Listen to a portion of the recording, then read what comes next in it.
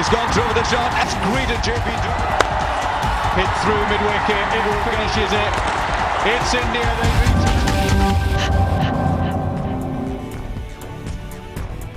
Break के बाद आपका स्वागत है खेलते रहो में। हम बात कर रहे हैं सबसे बड़े मुकाबले की, यानी कि कल होने वाले सुपर संडे के दिन इंडिया और श्रीलंका के बीच T20 वर्ल्ड कप का खिताबी मुकाबला खेला जाएगा। इस वक्त हमारे साथ स्टूडियो में लगातार बने हुए हैं हमारे क्रिकेट एक्सपर्ट अंशु जैन जी। अंशु जी, अगला सवाल मेरा होगा आपसे युवराज पर। युवराज ऑस्ट्रेलिया के अगेंस्ट 60 रन की इनिंग खेलकर फॉर्म में आए, लेकिन कल 18 रन पर आउट हो गए। कह सकते हैं कैच बहुत शानदार था, लेकिन युवराज जैसे प्लेयर की, इतने मैच विनिंग प्लेयर की कल लंका के अगेंस्ट बहुत बड़ा रोल प्ले करना होगा अगर इंडिया चैंपियन बनना चाहती है। जी हाँ, बिल्कुल। युवराज सिंह हमेशा से मैच विनर रहे हैं। जब से जूनियर क्रिकेट भी मेरे साथ खेले तो मुझे पता है कि उनकी क्या कैपेसिटी है और मैच विनिंग एटीट्यूड उनका बचपन से है। तो अगर मतलब it's a matter of time. आज जब 60 रन की इनिंग खेली, उससे पहले वो 3 इनिंग फ्लॉप रहे थे, लेकिन धोनी ने उन पर विश्वास जताया और उन्होंने उस विश्वास पे पूरा खरा उतरे। तो मुझे ऐसा लगता है कि अगर फाइनल्स में युवराज सिंह का चलना इंडिया टीम के लिए बहुत बहुत क्रूशल रहेगा और उन पे हम भरोसा कर सकते हैं, क्योंकि वो जिस तरह के प्लेयर हैं, बड़े मैच के प्लेयर हैं और इस फॉर्मेट में T20 और वनडे फॉर्मेट में तो स्पेशली वो कभी भी मैच को इंडियन टीम के लिए पलट सकते हैं।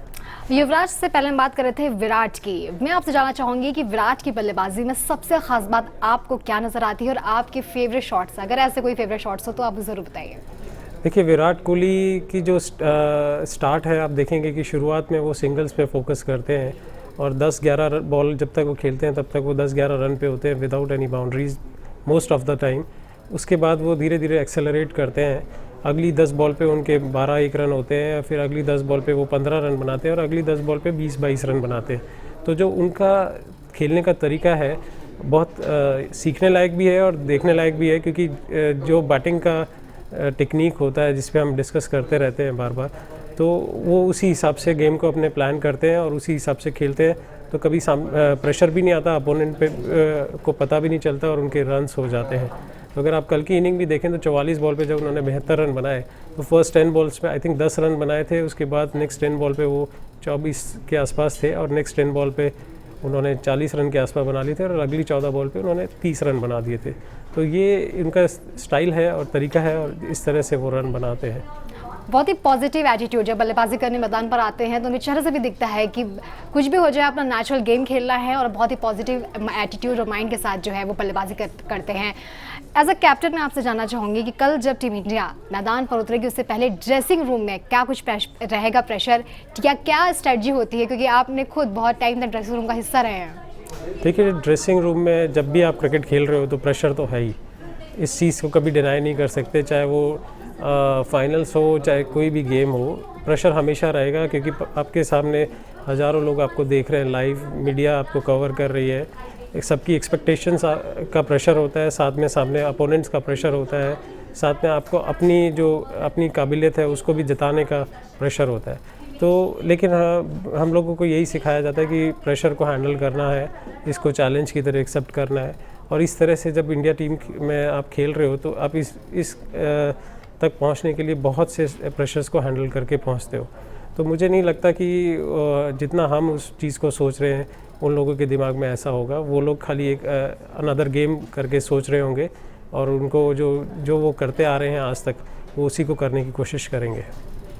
अगर आप अपनी तिकड़ी की बात करें, अगर इस टूर्नामेंट को देखा जाए तो स्पिनर्स ने वाकई में बांग्लादेश में बहुत अच्छी गेंदबाजी की है, क्योंकि जब वो आए थे तो फास्ट ट्रैक पर गेंदबाजी करके आए थे। लंबा सिलसिला था, न्यूजीलैंड साउथ अफ्रीका हम हारने के बाद आए थे, लेकिन एशिया में अगर देखा जाए तो स्पिनर्स का बहुत दबदबा रहा है और टीम इंडिया के गेंदबाजों ने अच्छी गेंदबाजी की। अगर अमित मिश्रा को कल छोड़ दिया जाए, थोड़े से महंगे साबित हुए, कोई विकेट नहीं मिला, लेकिन आर अश्विन की कप्तान ने भी जमकर काफ़ी तारीफ की है। ये तिकड़ी जो है कल लंका के अगेंस्ट उन पे कितनी भारी साबित हो सकती है, क्योंकि उनके पास भी एक ऐसी ही तिकड़ी है, प्रसन्ना, रंगना हैरात और सेना नायके की। मतलब स्पिनर्स वर्सेस स्पिनर्स की कल जंग देखने को मिल सकती है।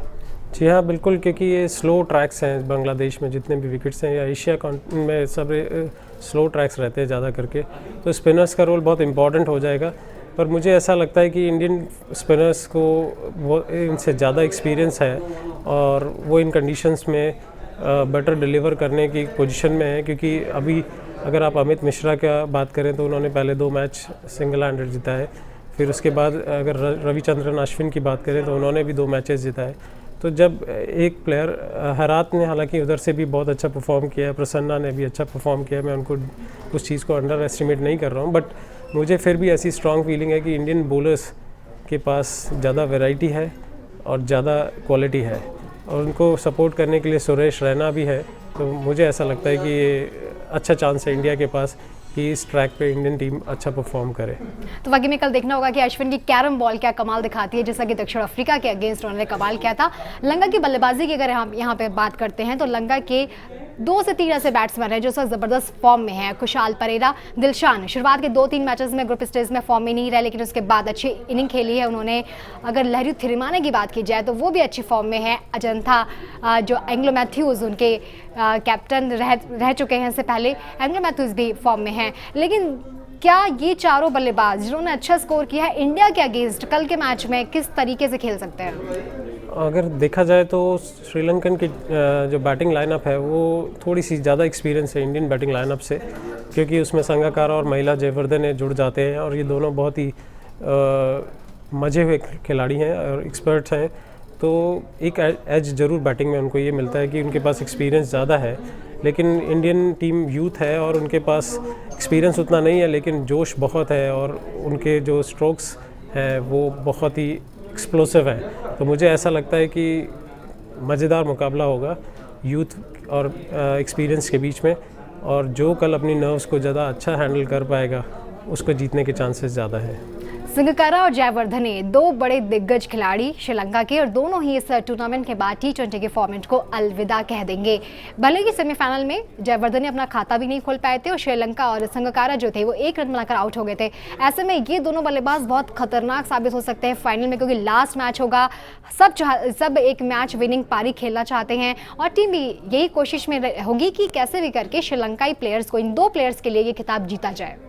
जी, आप बिल्कुल सही कह रही हैं रुचि जी, क्योंकि दोनों ही प्लेयर इस लास्ट मैच के बाद रिटायरमेंट ले रहे हैं, और दोनों का ये प्रयास रहेगा कि वो जाते जाते एक ऐसी यादगार टीम के साथ जुड़े जिन्होंने वर्ल्ड कप जीता हो। तो मुझे ऐसा लगता है कि अगर सेमीफाइनल में वो जल्दी आउट हो गए तो इससे उनके अगले मैच पे कोई फ़र्क नहीं पड़ता, क्योंकि वो इतने मैच्योर हैं कि उनके लिए ये कोई बहुत बड़ा इशू नहीं है, वो इसको आराम से हैंडल कर सकते हैं। At the same time Indian team को भी ये दोनों को आउट करने का प्रेशर रहेगा, और इंडियन टीम को भी इनको जल्दी से आउट करना पड़ेगा, क्योंकि अगर ये सेटल हो गए तो ये इस गेम को किधर भी मोड़ सकते हैं। आशु जी, दोनों टीम्स के ऑलराउंडर्स की बात की जाए तो ऑलराउंडर्स जो हैं दोनों टीमों के पास हैं, अच्छे बेहतरीन ऑलराउंडर है, कितनी बड़ी भूमिका अपनी टीमों की जीत में अदा कर सकते हैं कल?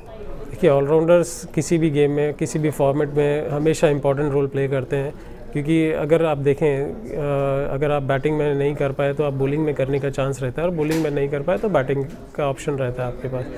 तो एंजेलो मैथ्यूज़ श्रीलंका के लिए, और इधर रविंद्र जडेजा बहुत इंपॉर्टेंट रोल प्ले करेंगे कल के फाइनल्स में, और उम्मीद है कि रविंद्र जडेजा और एंजेलो मैथ्यूज़ का जो ये बैटल है वो बहुत अच्छा होगा और देखने में पब्लिक को मज़ा आएगा। अच्छा जी, एक और गेंदबाज की बात कर लें, यॉर्कर किंग श्रीलंका के मलिंगा, जिनसे बाकी में सावधान रहना होगा, क्योंकि बहुत कुछ आईपीएल में खेले हुए हैं, हम उनको यूज्ड टू हैं खेलने के, लेकिन मलिंगा कब क्या कर जाए किस मैच में, फाइनल मैच में इंडिया के अगेंस्ट हमेशा खेलते हैं अच्छा। जी हाँ, मलिंगा एक ऐसे बॉलर हैं जो कि किसी भी टीम के लिए असट है, और स्पेशली जो उनका यॉर्कर्स है वो बहुत ही डेंजरस रहता है, और राइट एरिया में गिराते हैं वो तो। और स्पेशली मेरे को जो सबसे ज़्यादा इस चीज़ के लिए युवराज सिंह के लिए थोड़ा सा रहता है दिमाग में, क्योंकि वेरी फर्स्ट बॉल उनको जब भी यॉर्कर मिला है उनको तकलीफ़ हुई है। तो आई थिंक ये जब अगर मलिंगा बॉल डाल रहे होंगे युवराज के सामने तो ये भी देखने वाली चीज़ होगी कि कल कैसे हैंडल करते हैं युवी।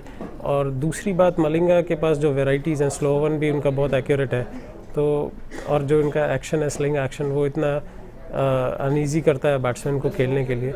तो डेफिनेटली मलिंगा बहुत की रोल प्ले करेंगे कल के फाइनल्स में। बिल्कुल अंशु जी, कल मलिंगा से वाकई में टीम इंडिया को बच के रहना होगा, और बहुत से ऐसे प्लेयर्स हैं, मतलब कल का मैच जो है बहुत ही एक रोमांचक मैच हमें देखने को मिल सकता है, कांटे की टक्कर। अंशु जी, बहुत बहुत शुक्रिया आपका हमारे स्टूडियो में आने के लिए और इतनी सारी दोनों टीम्स के बारे में बातचीत करने के लिए। हमारे पास वक्त इतना ही है, लेकिन कल का इंतजार कीजिए क्योंकि कल वाकई में आपका संडे सुपर संडे बनने वाला है। तब तक खेलते रहिए और देखते रहिए फर्स्ट इंडिया।